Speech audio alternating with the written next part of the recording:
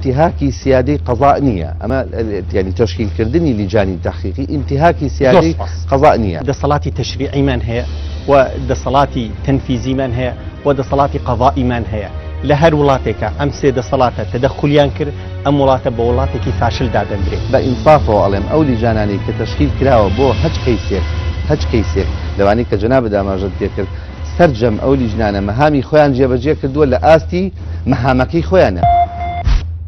ئایا لیژنەکانی لێکۆڵینەوەی تاوانەکان پیشەیانە کارەکانیان ڕادەپەڕێنن؟ ئەمانە ناتوانن پیشەیانە مامەڵە بکەن بۆ چونکە یەکەم سنووری دەسەڵاتی خۆیان نازانن و دووەم ئەمانە توانای سزادانیان نییە سێم ئەمانە هەوڵ دەدەن بەلاڕێدا ببن شتەکان لە زۆنی سەوس قبولتانە بۆ من لە کەیسی کاوەگەرمیانی قبولتانە کە نوێنەرێکی پارتی دیموکراتی کوردستان لە لیژنەکە بوونی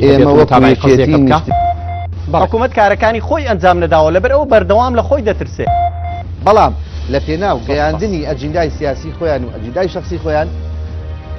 هەتا دەورە پەرلەمانەکە تەواو نەبێ کەس نایەتەوە. دوو جار بیر بکەرەوە ئەم شەو کاتژمێر 8:30